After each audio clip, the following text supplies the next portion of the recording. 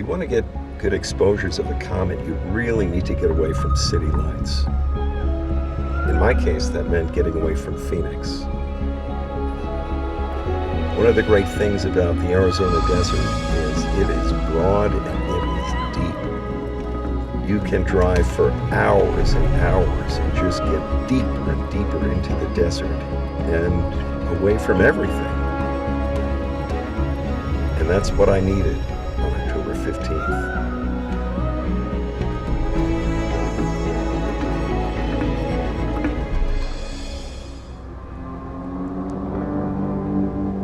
Since the comet would set not long after the sun, I simply brought a tripod, a camera, and a telephoto lens to keep things quick and easy.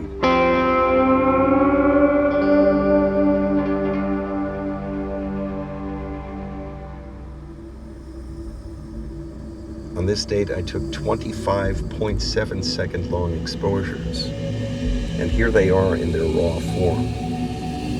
This is all through a 135 millimeter lens. And here are those exposures stacked and processed.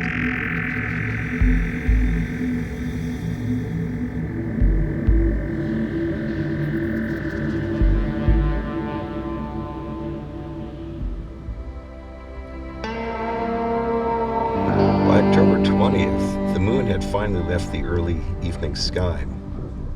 Since the comet was remaining visible longer after sunset, it was time to set up an equatorial mount to get longer time exposures. But in order to justify this, I needed to get even deeper out into the desert, further and further away from city lights. Driving down long gravel roads like this in a small car is not the most comfortable thing in the world, but when you're passionate about imaging, you do what it takes.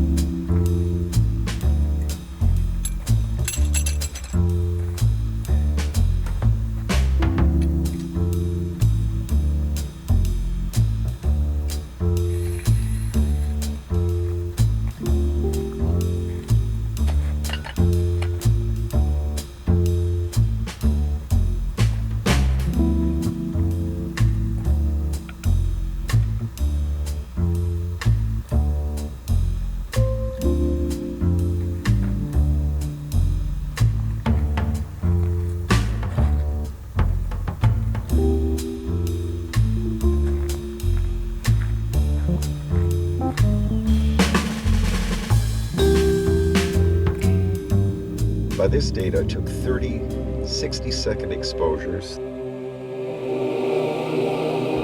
Here they are in their raw form. This is all through a 135 millimeter lens. And here are those exposures stacked and processed.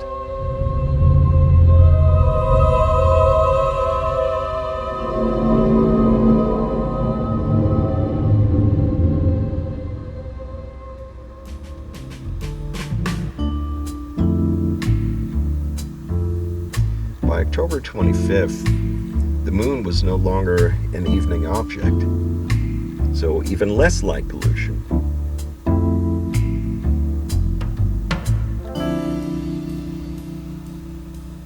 Since the comet's tail was still unusually long, I continued using the 135 millimeter telephoto lens. I just wanted to get as much of that tail as possible.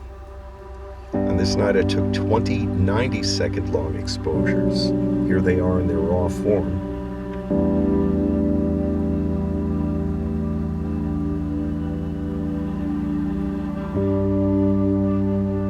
Here they are stacked and processed.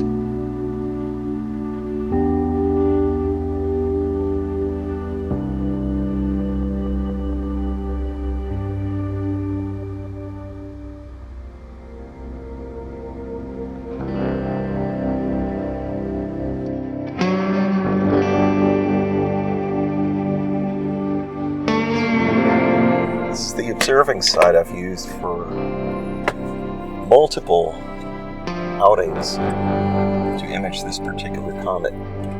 Hopefully tonight will be as productive as the previous nights were. On this night, the comet was going to pass globular cluster NGC 6426. Since I needed to get in closer to the comet, I left the 135mm lens behind and used a 360mm focal length refractor. On this evening, I took 30 60-second long exposures. Here they are in their raw form. And here they are stacked and processed.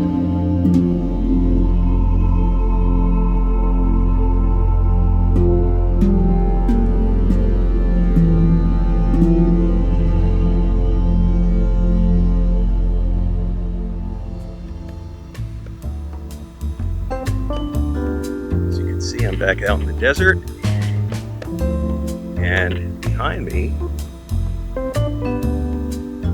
is nearly a full moon. I'm happy to be here. This is a beautiful sight, and I'll miss photographing this comet. It's really been amazing, but I think the time has probably come to wrap up this project and move on to other things. So let's see how this works out. Our last night with Comet T-ATLAS out in the desert. One day before the full moon, the comet passed open star cluster IC 4756. On this night, I took 25 90-second long exposures. Here they are in their raw form, and here they are stacked and processed. All of this through a 360mm focal length refractor.